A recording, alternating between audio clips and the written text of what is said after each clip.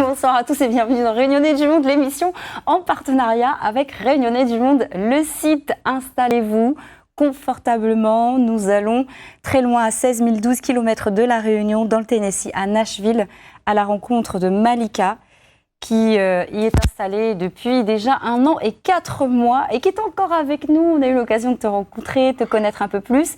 Mais il y a des téléspectateurs qui te découvrent. Alors dis-nous qui tu es, d'où tu viens à La Réunion, quel âge tu as, ce que tu fais comme métier. Alors bonjour, je suis Malika, j'ai 24 ans, je viens du port et aujourd'hui je suis fille au pair aux États-Unis. Et ça, c'est top. On pense États-Unis, on pense basket, on pense football américain.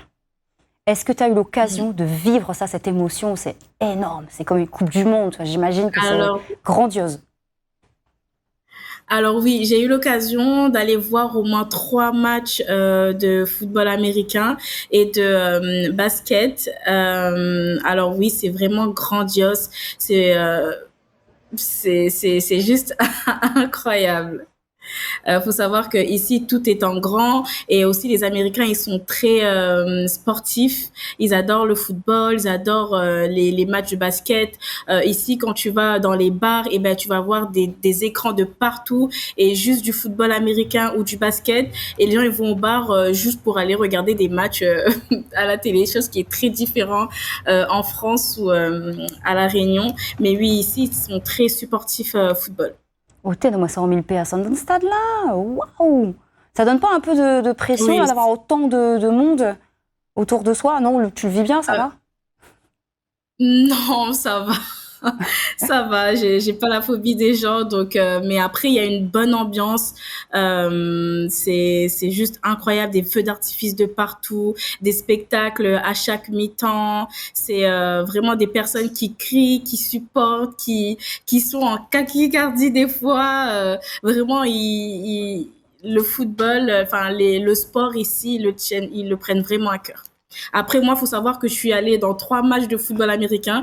Je connais pas les règles, je comprends rien, mais voilà, c'est vraiment un moment bon à vivre, donc je suis toujours ravie d'y aller. Eh ben, tu as répondu à ma question, j'allais te la poser. Est-ce qu'au bout d'1 an, 4 mois, tu connais les règles? C'est incompréhensible, c'est hallucinant. Je connais les bases. Tu connais les bases. Et tu supportes quelle équipe, du coup? Voilà. Ça de Nashville, forcément? Eh ben, le Tennessee Titans, professionnel, c'est les Titans, oui. Tu voyages en allant dans des stades, tu voyages en allant voir des matchs de basket, tu voyages en mangeant quelque part l'American food, mais tu voyages aussi physiquement. Tu es allé à Miami, tu es allé à New York et tu es allé aussi à la Nouvelle-Orléans. Raconte-moi, Oui. ça a l'air terrible avec une belle influence française. C'est vraiment le pays de la musique, j'ai l'impression, de l'amusement. Exactement. La Nouvelle-Orléans, c'est une ville où ça m'a vraiment fait penser à La Réunion parce que bah, déjà juste les maisons, ça ressemble un peu aux maisons créoles qu'on a. Et après, oui, c'est une colonisation française, donc forcément, il y a une histoire française derrière. Et après, les gens, il y a des créoles là-bas, mais pas comme le créole de chez nous. Mais juste les maisons, par exemple, là, ils sont vraiment incroyables, très colorisées. Et là, par exemple, cette photo, c'est mon coup de cœur. Ça me fait penser vraiment à La Réunion, tu sais, les bars, les petits boutiques qu'on trouve en bas du quartier avec le petit monsieur qui lit son livre. C'est vraiment, ça a vraiment été mon coup de cœur et surtout qu'à la Nouvelle-Orléans, on mange très très bien. C'est de la cuisine créole qui se rapproche beaucoup de notre cuisine à nous. Donc franchement, je me suis régalée là-bas. Et oui, c'est très festif, c'est très musique. Ça, c'est le petit tram de la Nouvelle-Orléans et qui justement, La Princesse et la Grenouille a été tournée là-bas. Donc vraiment, je me suis bien amusée là-bas et j'ai beaucoup visité la Nouvelle-Orléans et appris parce qu'il y a beaucoup d'histoires à la Nouvelle-Orléans en termes d'esclavage, de la colonisation française, etc. Donc franchement, c'était incroyable. Oui, les maisons en bardeau à La Réunion sont inspirées du Pondichéry et de la Nouvelle-Orléans. Donc c'est pour ça, je pense que quand tu as posé tes valises, tu te dis waouh, I'm at home. Je suis à la maison. C'est génial, Oui. c'est top. Quel genre de monuments on peut visiter? Ah, alors ça, c'est la cathédrale, l'église à la Nouvelle-Orléans, ben justement, c'est là où la princesse a embrassé la grenouille et qui s'est transformée en prince. On a ça et après, on a le bateau, le grand bateau de la Nouvelle-Orléans qu'on peut visiter aussi. On a les maisons, on a le cimetière français à visiter où tu rentres dans les cimetières, il y a plein de noms français là-bas. Vraiment, il y a beaucoup de choses à voir à la Nouvelle-Orléans. Justement, je suis allée à la Nouvelle-Orléans parce que j'avais des cours à prendre et les cours, c'était des visites et d'apprendre l'histoire de la Nouvelle-Orléans. Top, tu parlais de restaurants, tu parlais de culture créole dans les plats, dans les assiettes. Tu as des exemples? Eh ben, on a le jambalaya, on a j'ai plus les mots en tête, mais c'est vraiment à base de d'haricots, de grains, etc. Donc oui, vraiment comme la cuisine créole. Et ça, j'imagine. Alors là, c'était pour à l'occasion de la ça c'était pour la Thanksgiving. La fameuse fête qu'on fait au mois de novembre. Et la Thanksgiving, c'est une fête en famille où on se met autour de la dinde avec de la cuisine américaine.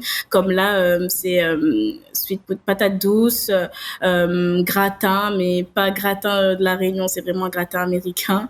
Où on fait, pendant la Thanksgiving, on fait que manger en longueur de journée. On aura l'occasion d'en reparler dans quelques instants. Je voulais savoir, est-ce que c'est une ville, Orléans, d'accord, la musique, mais est-ce que c'est une ville artistique? Est-ce qu'il y a des tags? Est-ce qu'il y a des manifestations artistiques, des expositions, des choses comme ça?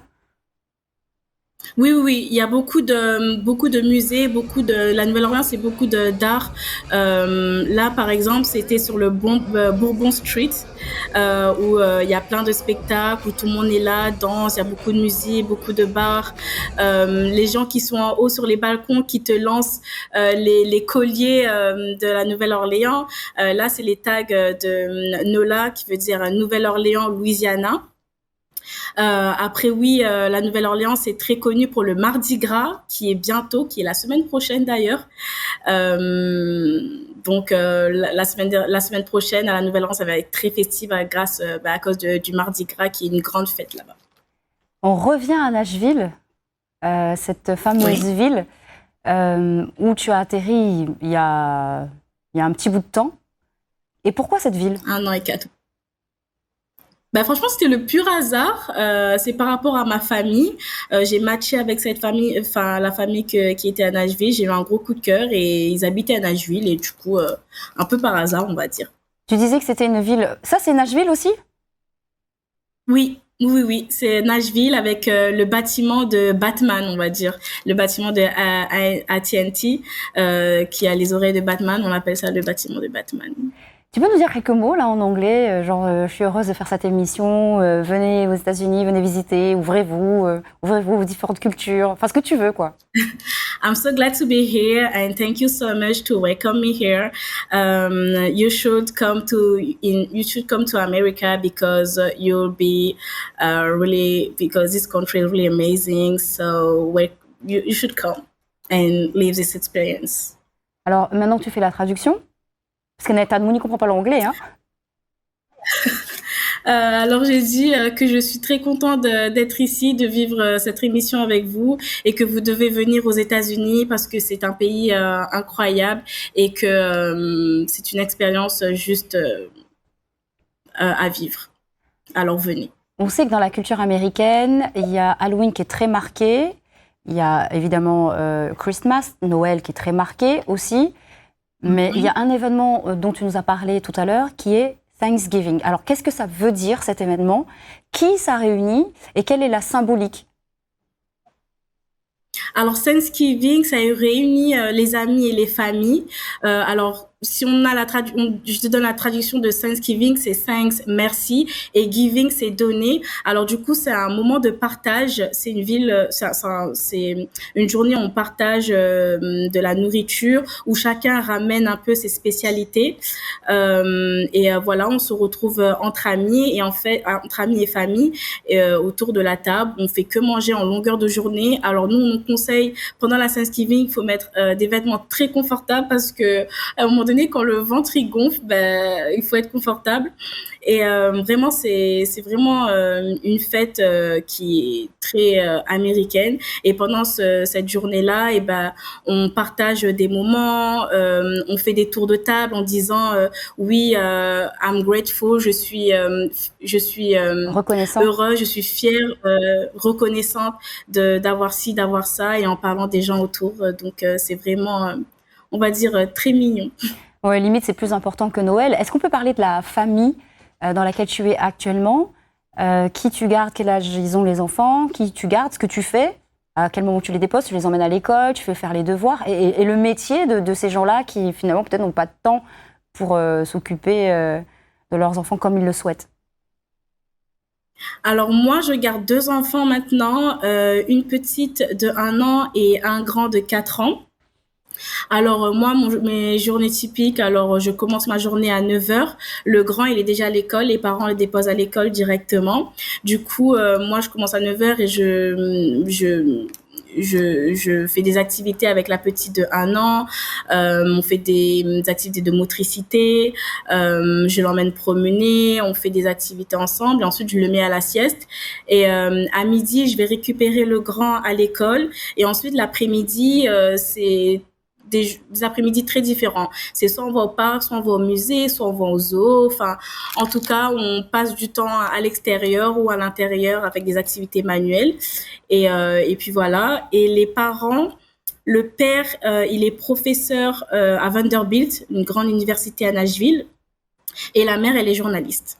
Eh ben, dis donc, voilà, ça en fait quand même du travail. Et toi, ça te permet de vivre de ça, de ce métier-là. Donc, tu as donné à plein de Réunionnais et Réunionnaises des tips, des petits conseils pour pouvoir bouger et puis finalement vivre correctement. Oui. Je te remercie, je te souhaite une belle route. Je sais que l'aventure se termine dans 3-4 mois, mais une nouvelle aventure va démarrer. Je te fais de gros bisous, Malika. Exactement. Et beaucoup de belles choses. Bisous. En tout cas, je souhaite à tous les Réunionnais de sauter le pas et de sortir de sa zone de confort parce que c'est très, très important. Bah, ma fille, ça te réussit. Hein. Voilà. Allez, gros bisous. Nous laisse à dormir. Bisous. Et vous, on vous donne rendez-vous dès demain dans Réunionnais du Monde, l'émission. Très belle soirée à vous. Ciao.